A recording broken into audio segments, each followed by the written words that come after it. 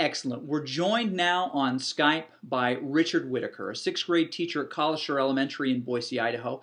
And we were turned on to what he was doing in the classroom because of another cool teacher who really liked the way he was using, of all things, iPods in the classroom. And we hear at conferences and read all about how we're supposed to use cool technology like this, but we finally get to hear from the source what that's all about.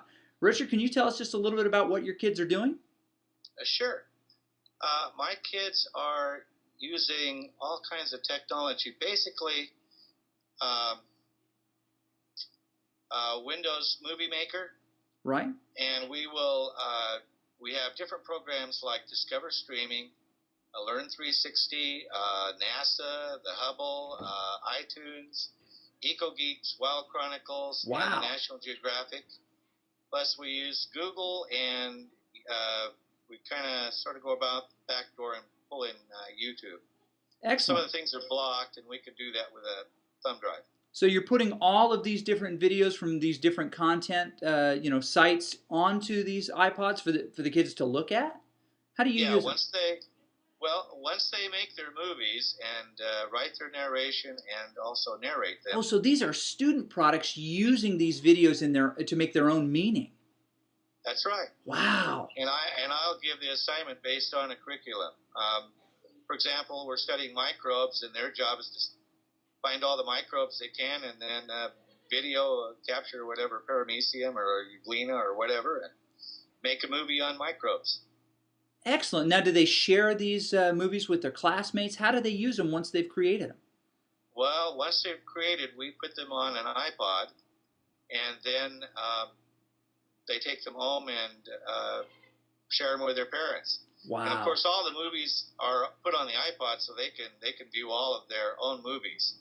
And we'll generally take about a Friday afternoon. Once everything's loaded, they can just sit at their desk and talk and watch their movies and kind of be the stars of the show. Well, very cool. So how have the kids reacted to being able to create their own products, not out of construction paper and paste, but actually out of digital elements from the internet? Is this a foreign idea to them, or do they do it naturally? It seems like, are you kidding? We really get to do something like this. And then when they find out that they really can do something like that, then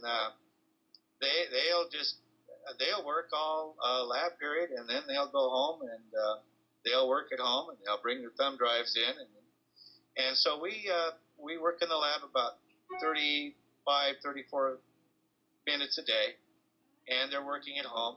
And while they're doing that, they are also researching the material, and they're organizing it and putting it onto a Word document, and then they are proofing it, and then they will read their narration, which adds to their fluency. Wow. And so it's kind of a trick to get them to do everything I want them to do with language and spelling, and so we don't call it that. Of course, that would give it away. Oh, yeah, we don't want to do that. We don't want to. Well, it sounds like you're doing some really creative things, and I'm sure that the cool teachers out there are going to be really interested in hearing what you're doing. So thanks for spending a couple of minutes with us, and keep up the good work. Well, thank you.